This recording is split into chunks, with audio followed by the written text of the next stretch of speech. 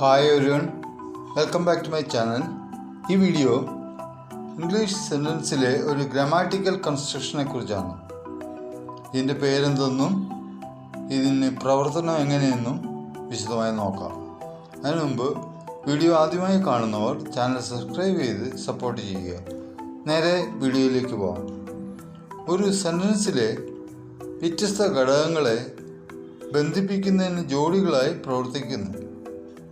ഇങ്ങനെ സെൻറ്റൻസിലെ വ്യത്യസ്ത ഘടകങ്ങളെ ബന്ധിപ്പിക്കുന്ന ജോലി ചെയ്യുന്ന വാക്കുകളെ കോറിലേറ്റീവ് കൺജങ്ഷൻ എന്ന് വിളിക്കുന്നു.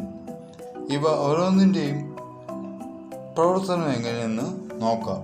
ആദ്യമായി either or, you come with me സെൻറ്റൻസിലെ ഒരു ഘടകമാണ്. മറ്റൊരു ഘടകം യു സ്റ്റേ ഹിയർ. ഇതിനെ ബന്ധിപ്പിക്കുന്ന ജോലിയാണ് കോറിലേറ്റീവ് കൺജങ്ഷൻ നടത്തുന്നത്. അപ്പോൾ ഈ സെൻറ്റൻസ് എങ്ങനെയാവും? Either you come with me or you stay here. ഒന്നുകിൽ നിങ്ങൾ എൻ്റെ കൂടെ വരൂ, അല്ലെങ്കിൽ ഇവിടെ നിൽക്കൂ. എന്നാൽ രണ്ട് കാര്യങ്ങളും ഒരുമിച്ച് സംഭവിക്കില്ലതാണ്. അടുത്തത് നെയ്തർ നോർ. രണ്ട് കാര്യങ്ങളും സാധ്യമല്ല.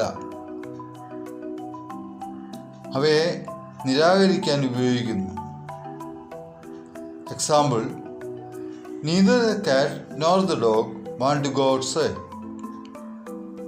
അടുത്തത് not really but also.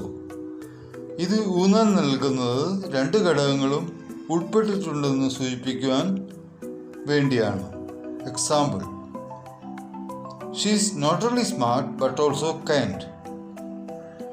Correlative conjunction ജോഡികളായി പ്രവർത്തിച്ച് ഒരു സെൻറ്റൻസിലെ വ്യത്യസ്ത ഘടകങ്ങളെ ബന്ധിപ്പിക്കുകയും അവ തമ്മിലുള്ള ബന്ധം സൂചിപ്പിക്കുകയും ചെയ്യുന്നു. ഇതൊരു ഫ്രേസ് അല്ലെങ്കിലും സെൻറ്റൻസ് സ്ട്രക്ചറിന് വളരെ ക്ലിയർ ആക്കുവാൻ ഉപയോഗിക്കുന്ന ഒരു വഴിയാണ്. അടുത്തത് ബോത്ത് ആൻഡ്. രണ്ട് ഘടകങ്ങളെ എലിമെൻറ്റ്സ് ബന്ധിപ്പിക്കുന്നതിനും രണ്ടും ശരിയാണെന്ന് സൂചിപ്പിക്കുന്നു. She is both a talented singer and a skilled dancer. അടുത്തത് റാദർ ദാൻ. രണ്ട് ഓപ്ഷനുകളിൽ ഒന്നിന് മുൻഗണന പ്രകടിപ്പിക്കാൻ ഉപയോഗിക്കുന്നു. Example, she would rather stay home than go out.